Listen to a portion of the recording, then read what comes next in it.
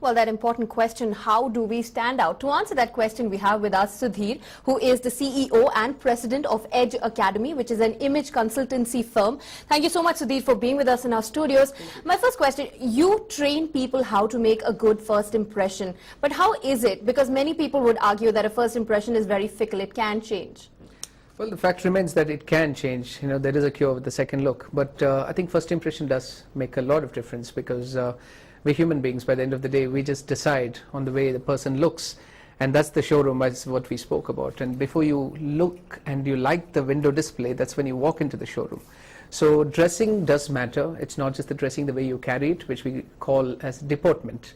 How you carry what you wear. So I have the saying about money can't buy class. Right. It's about how you grow into it and how you walk towards the class part that comes in. Okay, and how would you define class? Is it the clothes that you wear? Is it the way you talk? How do you define class? There are two ways. There's a difference between style and fashion. Style is something which is your unique style. Fashion is something which is seasonal. So it changes according to what the season is. So I would urge something like to keep your style intact, but play with fashion. So if it's something like the partying that you had, the side partying, school pictures, I see the same. You go to college, it's the same. Start working, it's the same side partying you still have. But if you throw in some highlights and you have to gel it and still have the partying, that's fashion that you're playing with style. So that's unique and that's you.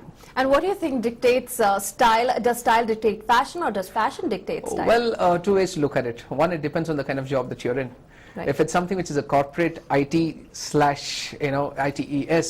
you don't have to be so formally dressed, except when some of the companies today are looking at getting into the corporate dressing at least until Friday.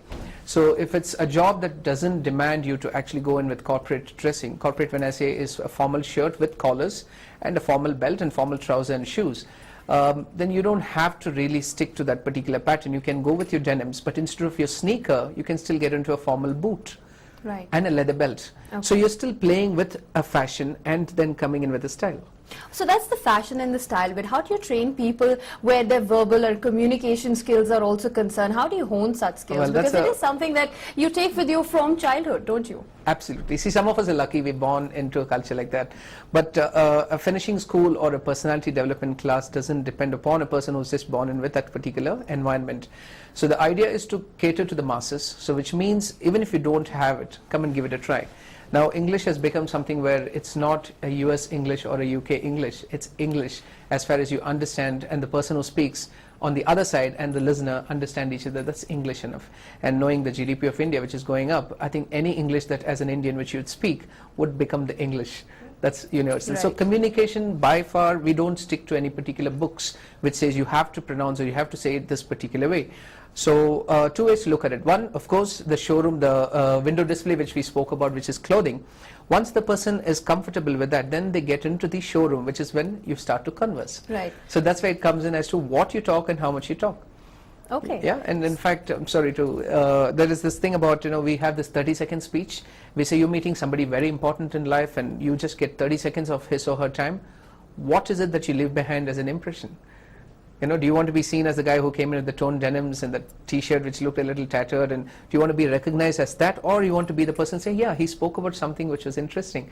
So it depends on what you want to be remembered as. So would you say that your academy focuses mainly on people who are coming from the corporate world, because you would not expect a professional DJ to be wearing trousers and shirts all the time? Do you cater specifically to the corporate world? In fact, we cater to anyone above the age of 11.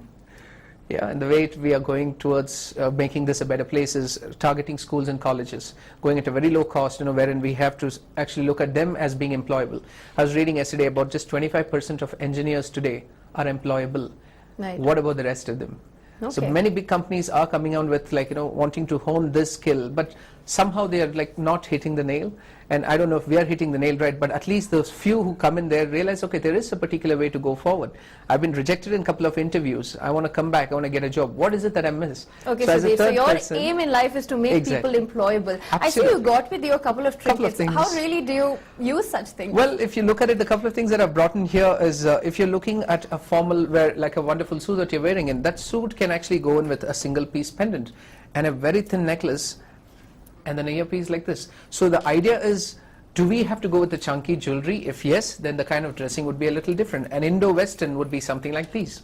Right. And The regular t-shirts and denims that most of the girls that I see today wear, they can just combine that with a little stole.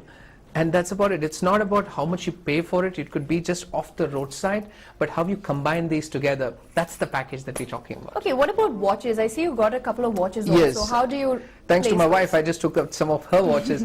If you look at it, this is something for a formal watch, formal wear. Right. But then this was something which we call as, okay, an elegant formal piece. But what's wrong with something like this? We can still call this formal, but at the same time it's a pink leather. Right. Yeah, but this can also go with something which is not so formal. So clothing for me is in 4 categories. Is formals, the semi-formals, casuals and smart casuals. Okay. So the 4 categories, one of these can fit in. And where does this fit in? I would say this fits into all of those categories. Except Right. when you're going out trekking, I don't think I would recommend something like this for trekking. Right. So that is something that can be formal or smart casual, as you told Yes. us. Can you just explain a little more what really are the categories here? You talk about casual, smart casuals. How would you define them if, in layman terms? Okay, in layman terms, if I take off my shirt now and just have this collar, the round neck t-shirt, that goes into the casual category. Okay. So I can wash my car with this particular t-shirt. Right. But the minute you have a collar on it, that goes into the category of the next level, which is semi-formal or formal or even a smart casual. casual. So I could have a t-shirt with a collar and a denim, and that doesn't get into the casual mode. It gets into the smart casual. Likewise for the footwear, if you have a band at the back, most of the clubs, they don't allow you without that particular strap at the back. Right. That is considered, if you don't have it, it's casual. So when you have it, it's a smart casual onwards. Okay. So the funda or the basic, if I would have to say, is if you don't have a collar, it goes into the casual mode. Okay, I believe most of our conversation was, sided at least towards the women's side. What about the men? What about the men? What sort of tips Men, would you I give think the men? tips I would say is instead of buying those sweaters and wind cheaters, it's time to invest in a coat, a blazer. Okay. Yeah, there's a difference between a blazer and a coat. Blazer is something which you can wear and you don't have to match the trouser with it. Right. But a coat is a 3-piece, it's a suit, 3-piece garment, a coat, a waistcoat and a trouser. But very rarely you would find people with suits today, but it's something which I really love to, when I look at it. Go in for a blazer. And with a blazer, you can still get into your denims, your sneaker and your shirt. Right. Now what happens is, again, when you're wearing regular formal shirts, the buttons that you have, there's a hole in between, you can actually start getting into cufflinks. Would that not be very formal? Not Is at all. that Not at all. Once upon a time, cufflinks and tie-pin was considered the formal attire. Not anymore. Okay. Yeah. What about ties? What about ties? Because I believe there are there's a new fashion in ties also, That's where right. they're slimmer than the old ones That's that right. we believe the dads That's wore right.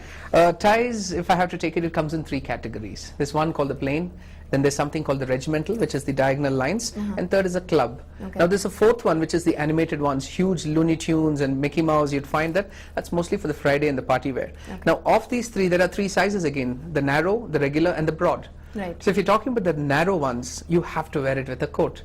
But there is no written rule that you have to go with these. The idea of fashion or style is read the books, but then still get back into what you're comfortable with. Right. Okay, so the narrow ties normally come with a plain color. You might not have a design on it. And then there is the regular one, which is what's trendy for most of the youngsters today, the club tie, when we call it, is a design or a particular pattern. Okay. That you can wear it, roll up your sleeves, you're still considered corporate.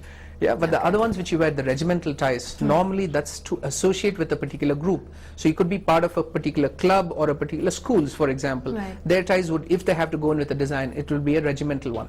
Or the defense, if you're looking at it, that will be a regimental tie. That means that they are adhering to a particular norm or a rule or a club. But the rest of it, what we do is today we wear a club tie, which is the patterned one, and we would have one of those little pins, it's like representing what you're going in for. Yeah? So that's one of the unique style. Okay, and the ties again comes with a couple of knots, which is a huge story again. The single knot and the double knot is the most widely used. I would say if your body is a little big and the person is like a little huge at the chest and the waist area, Right. it's better to go with a double, because that automatically makes the person look a little skinny. Okay. Thank you so much for all those tips, Pleasure. Sudhir. I'm sure people learned a lot of how to really go in for power dressing or even smart casuals, and you brought along things to really demonstrate. Thank you so much, Sudhir, for Pleasure. talking to us. Thank you so Well, much. we really hope those tips were useful for you, at least today. Thank you so much for watching.